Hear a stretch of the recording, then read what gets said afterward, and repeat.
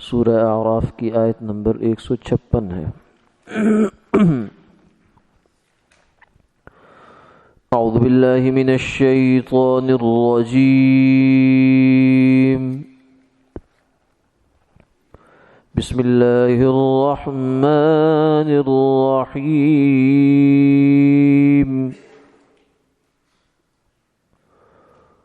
واكتب لنا في هذه الدنيا حسنة وفي الآخرة إنا هدنا إليك قال عذابي أصيب به من أشاء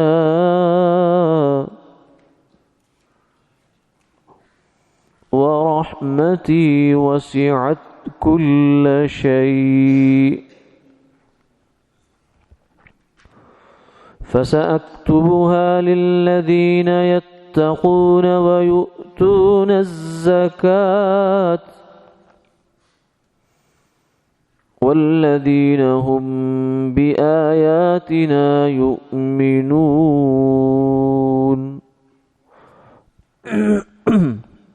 صدق اللہ العظیم۔ اور لکھ دے ہمارے لیے اس دنیا میں بھلائی اور آخرت میں، ہم نے رجوع کیا تیری طرف، فرمایا میرا عذاب میں اسے ڈالتا ہوں اس کو جس پر چاہوں، اور میری رحمت شامل ہے ہر چیز کو، سو اس کو لکھ دوں گا ان کے لیے جو ڈر رکھتے ہیں اور دیتے ہیں زکوٰۃ، اور جو ہماری باتوں پر یقین رکھتے ہیں۔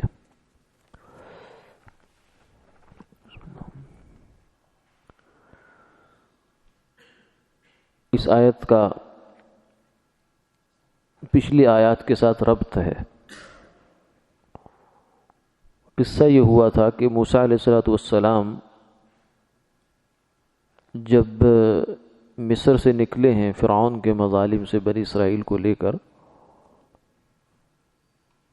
تو ایک جگہ جب پہنچے تو اللہ تعالیٰ سے درخواست کی، بنی اسرائیل نے بلکہ خود ہی درخواست کی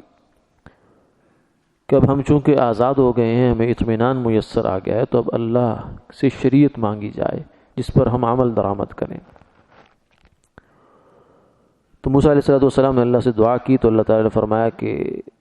ہمارے پاس آنا پڑے گا آپ کو۔ وَوَعَدْنَا مُوسَىٰ 30 لَيْلَةً وَأَتْمَمْنَاهَا ب10 فَتَمَّ مِيقَاتُ رَبِّهِ 40 لَيْلَةً۔ اللہ تعالیٰ نے 30 رات کا وعدہ فرمایا اور پھر اس کو 10 بڑھا کر 40 پوری کر دی۔ اسی سے علماء نے یہ بھی لکھا ہے نقطہ کہ آدمی کی تربیت میں، چاہے وہ جسمانی ہو یا روحانی تربیت ہو، 40 کے عدد کو خاص دخل ہے، اس سے تغیر پیدا ہوتا ہے، ایک نئی حالت میں انسان منتقل ہو جاتا ہے۔ بہرحال موسیٰ علیہ السلام وہاں سے جب تشریف لائے ہیں، تورات اللہ تعالیٰ نے عطا فرما دی۔ تورات دفعتاً اکٹھی ایک دفعہ میں ہی آپ کو ملی ہے، قرآن پاک کی طرح نہیں ہے کہ وہ ایک ایک آیت کر کے، 2 آیت کر کے، موقع بموقع جہاں جہاں آپ صلی اللہ علیہ وسلم ہے وہاں ملا ہو، ایسا نہیں ہوا، بلکہ تورات ایک ہی دفعہ میں اللہ تعالیٰ نے عطا فرما دی۔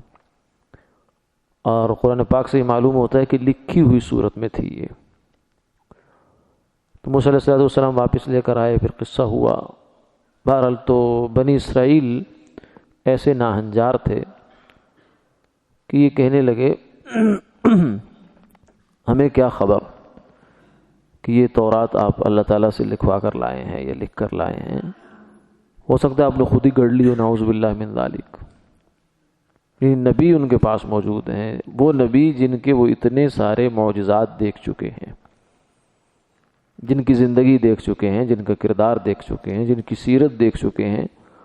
اور جن کے اتنے سارے معجزات دیکھ چکے ہیں، وہ معجزات کے جن کو دیکھ کر فرعونیوں کے بہت سے لوگ مسلمان ہوئے، اور لاکھوں جادوگر جن کو دیکھ کر مسلمان ہو گئے، ماننے والے ان سے مان گئے۔ لیکن یہ بنی اسرائیل ہیں، ہدایت اللہ کے ہاتھ میں ہے۔ اللہ جب انسان کا دل پلٹ دے تو بس کون اس کو ہدایت دے سکتا؟ تضل بها من تشاء وتهدی من تشاء۔ جس کو چاہے تو ہدایت دیتا ہے اور جسے چاہے تو راستے سے بھٹکا دیتا ہے۔ تو یہ کہنے لگے کہ ہمیں بھروسہ نہیں ہے کہ یہ اللہ کا کلام ہے یا اللہ نے بھیجی ہوئی کتاب ہے، اس کی بھیجی ہوئی، آپ ایسا کریں ہمیں تصدیق کروائیں اس کی۔ یعنی عجیب جو ہے وہ پیغمبروں کا بھی حوصلہ ہوتا ہے۔ پھر موسیٰ علیہ السلام جیسے پیغمبر کہ جو اپنی قوم کے ساتھ اس طرح انہوں نے اتنی برداشت کے ساتھ چلے، حالانکہ بہت ان کا مزاج اس قسم کا تھا، جلالی مزاج تھا ان کا، تو انہوں نے یہ نہیں کہا کہ تم بھاڑ میں جاؤ، ان کا چلو اللہ تعالیٰ سے دعا کی تو اللہ نے فرمایا کہ لے آؤ ان کو۔ تو انہوں نے وَاخْتَارَ مُوسَىٰ قَوْمَهُ 70 رَجُلًا لِمِيقَاتِنَا، 70 آدمی انہوں نے بنی اسرائیل کے قبائل میں سے منتخب کیے، چنیدہ آدمی تھے کہ چلو میں تم سے اللہ سے تصدیق کروا دیتا ہوں۔ تو اس سے ایک بات ہمیں یہ معلوم ہوتی ہے کہ انسان اگر ماننے پہ آئے تو کچھ بھی مان لے، نہ ماننے پہ آئے تو پھر کچھ بھی نہیں اس کو منوا سکتا، کیونکہ یہ لوگ جب پہنچے ہیں وہاں تو جیسے موسیٰ علیہ السلام کے ساتھ اللہ نے کلام کیا ویسے ان کے ساتھ بھی کلام کیا، انی انا اللہ، یا جو بھی اللہ تعالیٰ کا کلام تھا، اور یہ فرمایا کہ یہ میری کتاب ہے، تورات ہے۔ لیکن انسان ہے، بس جب اس کے ذہن میں وسوسہ آ جائے، وسوسے کا گھن لگ جائے، دیمک لگ جائے آدمی کو، تو وہ پھر اس کی کہیں بریک نہیں لگتی۔ اب جب یہ انہوں نے سن لیا تو کہنے لگے ہمیں کیا خبر کہ یہ اللہ ہی بول رہے ہیں، کوئی اور ہو سکتا ہوگا۔ یہ جو ہو سکتا ہے نا، یہ کبھی ختم نہیں ہوتا، یہ ہو سکتا، سب کچھ ہو سکتا ہے۔ جیسے ایک صاحب جو ہیں وہ چھت کے نیچے نہیں بیٹھتے تھے، وہمی آدمی تھے، کیوں کہتے ہیں ہو سکتا ہے چھت گر جائے، بھئی ہو سکتا ہے تو زمین بھی تو پھٹ جائے، پھر زمین سے بھی نکل جاؤ کہیں۔ تو یہ ہو سکتا جو ہے نا، یہ وہم ہوتا ہے، وہم، یہ شیطانی آنت ہے، شیطان کا وسوسہ ہوتا ہے، یہ کبھی ختم نہیں ہوتا۔ اس کو ختم کرنے کا ایک طریقہ ہوتا ہے آمنت باللہ و ملائکتہ، میں اللہ پر ایمان لایا، بس ختم، اس سے بھاگ جاتا ہے یہ۔ ورنہ اگر آدمی چاہے کہ اس کو میں مات دے لوں، اس کو بھگا دوں، اس کی کچھ دلیل کے ساتھ، اور اس طریقے سے دلائل موجود ہے، سب جگہ موجود ہے، لیکن مسئلہ یہ ہے کہ جو وسوسہ جہاں سے ڈالتا ہے نا شیطان، اس سے پناہ مانگے گی بس۔ اعوذ باللہ من الشیطان الرجیم، میں پناہ مانگتا ہوں اللہ کی شیطان مردود سے۔ قل اعوذ برب الناس ملک الناس الہ الناس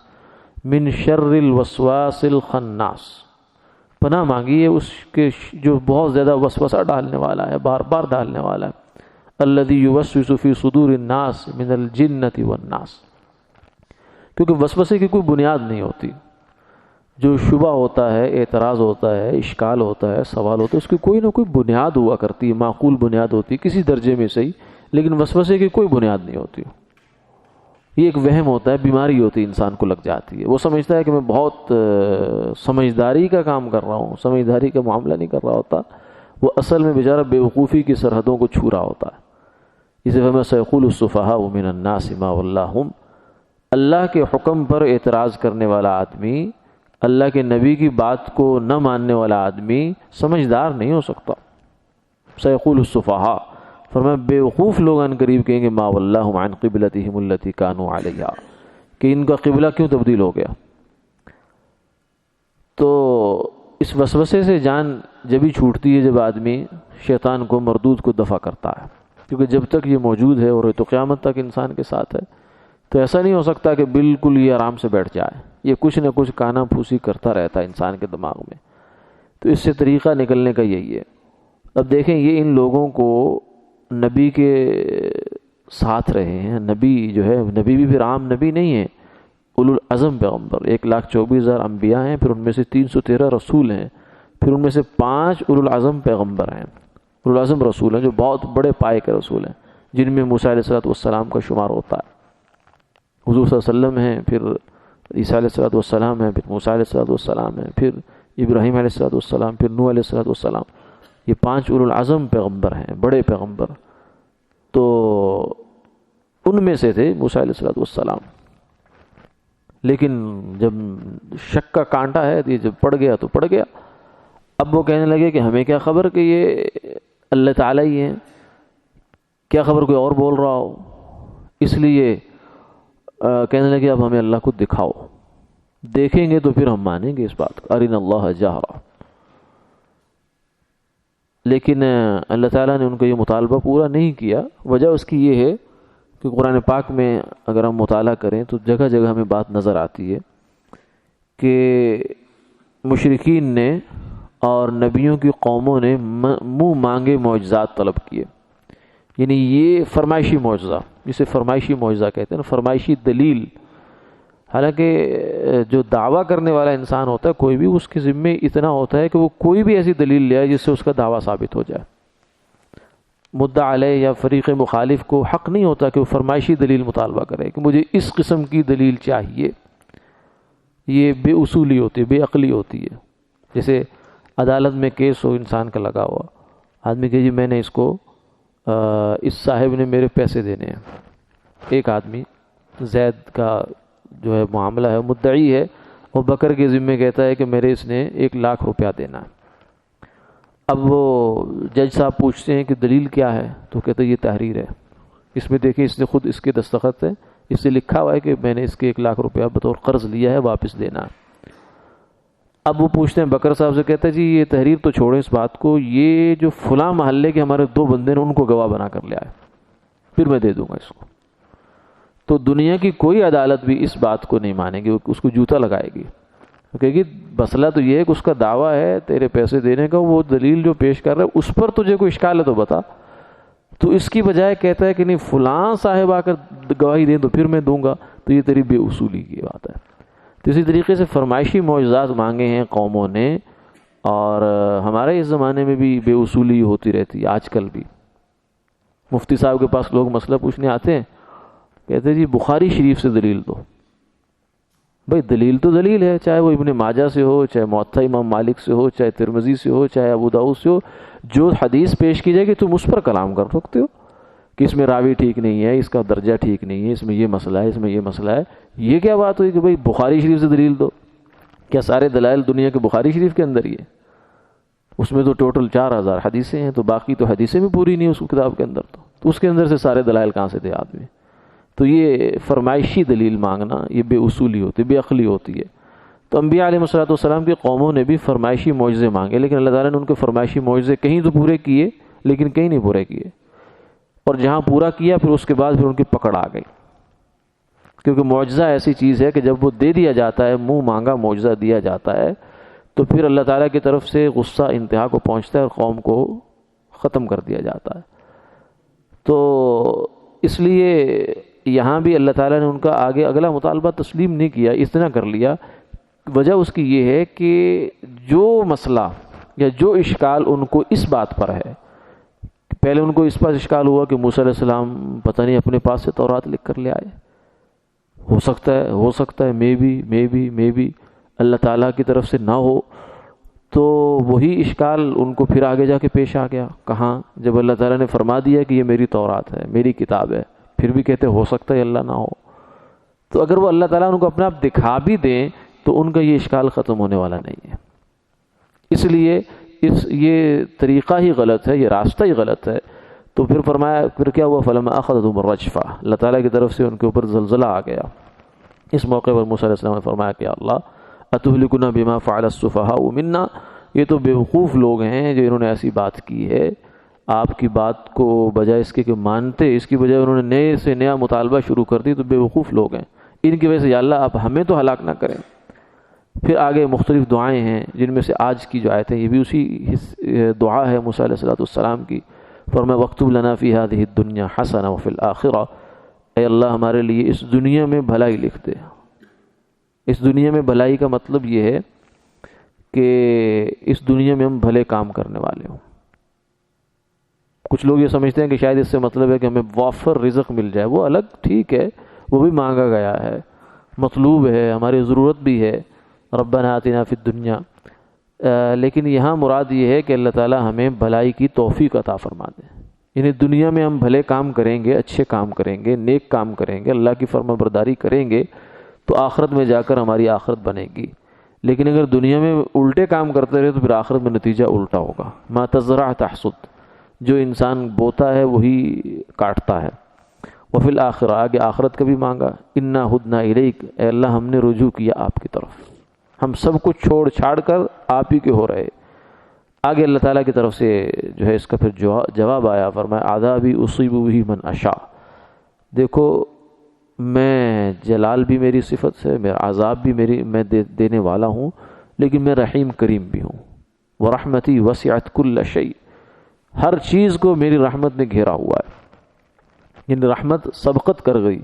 اللہ تعالیٰ کی سبقت غضبی رحمتی غضبی، کہ میری رحمت جو ہے میرے